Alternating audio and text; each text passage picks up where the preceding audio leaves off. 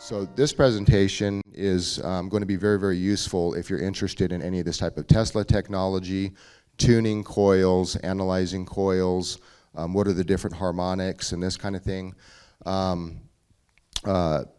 Dr. Adrian Marsh helped us out quite a bit at the 2019 conference at the Hayden Eagles Lodge. That was the year Eric Dollard presented on the we demonstrated a 20-to-1 scale model replica of the Tesla's Colorado Springs magnifying transmitter. And in the demonstration building, Adrian was just kind of improvising with some of the stuff, because somebody who was working with us with that took the tuning unit.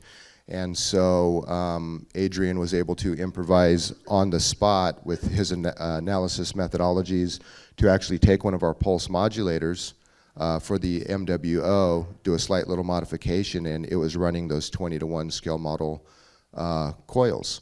And they were doing other experiments, and Haka Says was there. Were you there, Jeremy, or Griffin, in 2019? Not yet.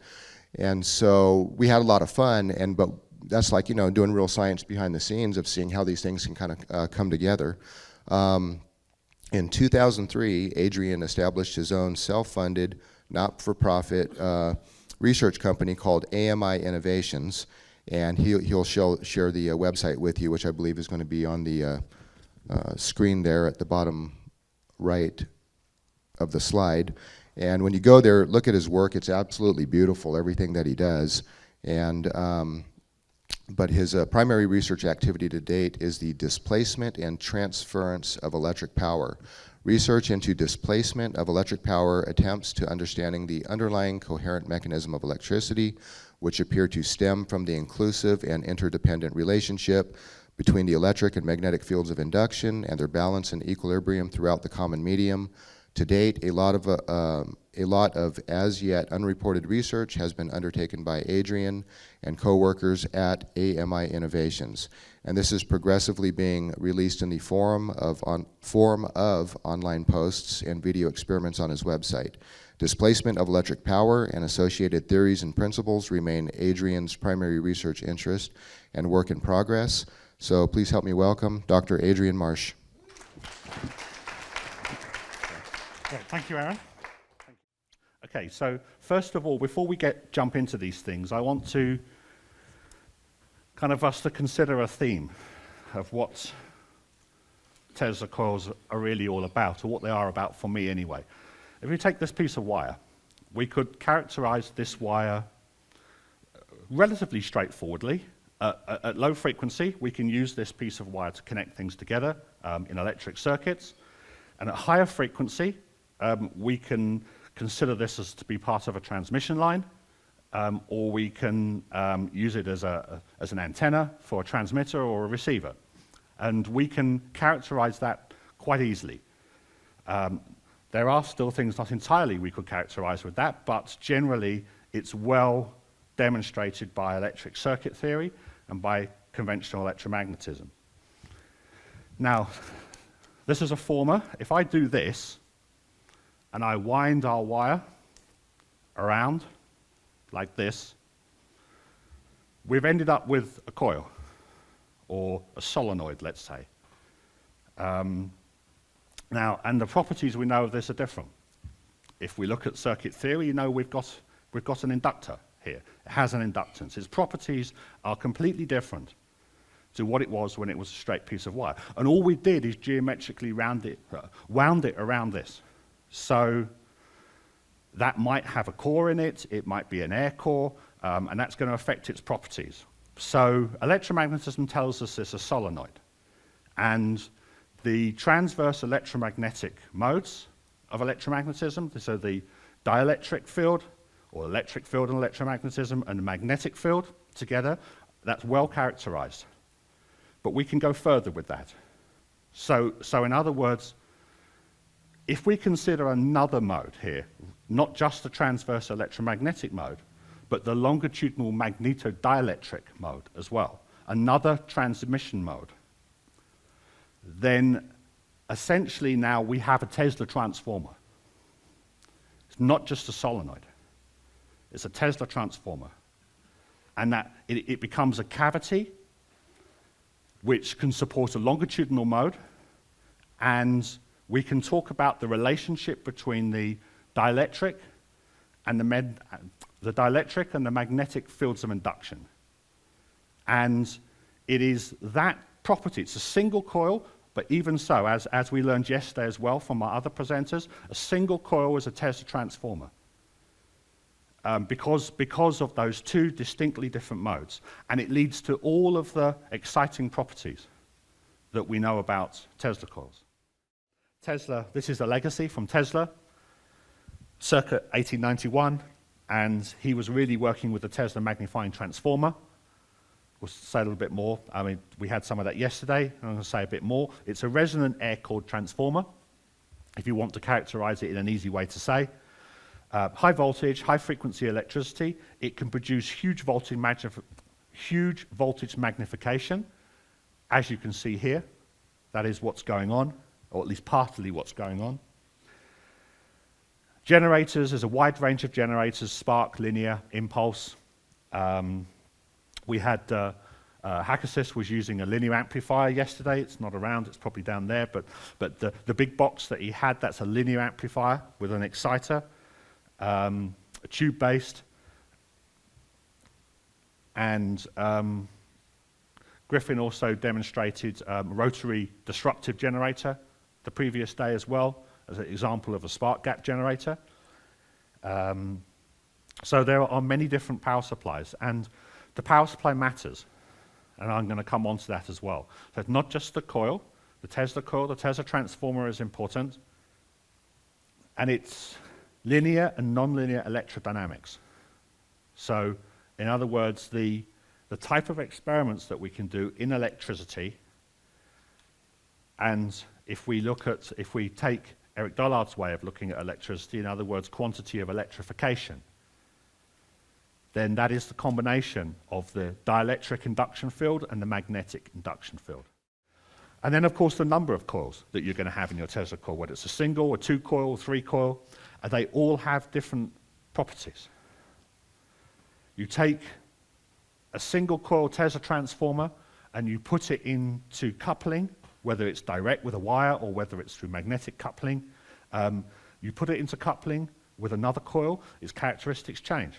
A primary to a secondary, when you bring them close together, their characteristics change. And you need to utilize that for the best possible result that you're going to have for the purpose that you pick the coil for. So we do a short, we do an open, the same thing. It needs to be a very high impedance in the band of frequency we're interested. We put a load. Easiest load is to match it to the output impedance of the VNA. You don't have to, but 50 ohm is the standard. And then you do your through. If you're going to do S21 and S12, you need to calibrate from the input to the output of the vector network analyzer. So if you just want Z11, the input impedance, then we use one port. If you want to do transfer gain or return loss, then basically you use both ports. This is a LT SPICE model that I used to show characteristics. Griffin showed some of this yesterday as well. He was talking about Q factor and magnification, and you can see these on here as well. But first of all, the series resonance circuit. And this is your basic Tesla coil. It's the series resonance. It's the one we all measure. It's the one that we measure with the signal generator and the field intensity, and it comes literally from the bulk properties of that solenoid. Again, the low Q and the high Q. So as the resistance in the circuit changes, so the Q also changes. And the magnification also changes. So Griffin was talking about the bandwidth yesterday, and we can define that bandwidth. We can see it very easily in the frequency domain. This was Colorado Springs in 2019. This was the matching unit they were using. This was a Dentron linear amplifier. I finally remember the name. It was a Dentron linear amplifier, 1 kilowatt, and it had what's called a swing link matching unit on it. So this is basically 2 sets of coils, one swings out, and you essentially adjust the coupling between the two by how much they overlap. These tuning capacitors and stuff like that actually weren't in the circuit. It was only down to the swing link coil. The match was actually pretty good, so you see there wasn't actually need to offset it a great deal. This is a great matching unit to have because it's a very wide range of things, that impedances that you can tune, and you can put a lot of power through that. Okay, so if we look at the markers, let me get this in a reasonable scale. So reference level 0, 50 ohms per division. We look at the blue line. Let me just turn the phase off for the moment. The blue line, it's nice and flat. We'll spread the markers out. And now if we look at the details, let's bring this in so we can see it. So marker 1 at 3.5 megacycles is 49.85 ohms. At 73.6 megacycles, it's 50.01 ohms. It's flat enough. That's good enough for a measurement. Okay, so the VNA is calibrated to the end of this wire. I'm going to do a series fed measurement first of all. So I'm going to remove the primary and put it away somewhere where it's not in coupling distance with anything else. So this is a single coil situation. Now this is a series feed, so I'm taking through this connector, I'm taking the center to the hot end of the base of the coil, and the negative end of the VNA, or the outer connection of the BNC, is simply connected down to the generator earth. And the generator earth just goes down to the line earth. I wanted to make a portable generator.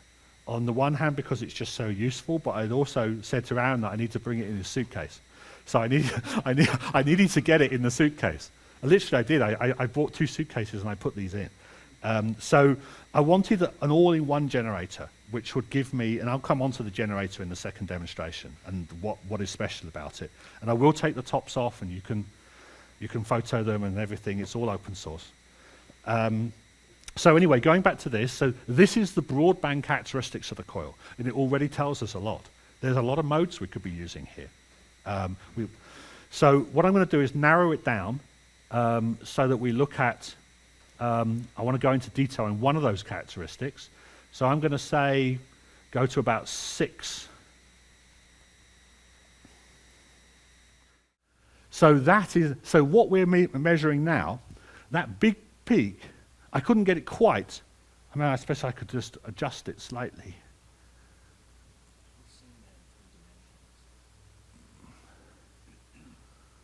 Okay, so I'm loading them. Okay, they're in the balance. They were in the balance condition again. So they are still interacting with each other over that distance. Now, sure, you're not going to couple too much power at that distance because the magnetic coupling coefficient is very low. But look at them. They've moved closer. They're not coupled so much. They are interacting with each other. It's still hidden in plain sight. If I take it out further, I can still rebalance it. Look at its sphere of influence.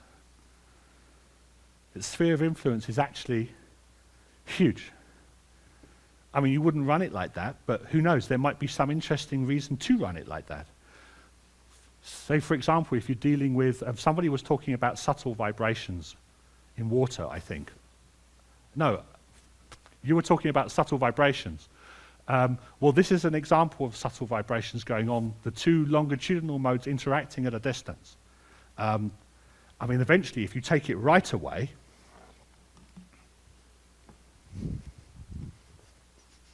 it's just the primary. That's the longitudinal mode of the primary. That's left. It's just that one coil over there, which in itself is a Tesla transformer. Okay, so it's very small. Let me turn that one off. It's just 300 watts. You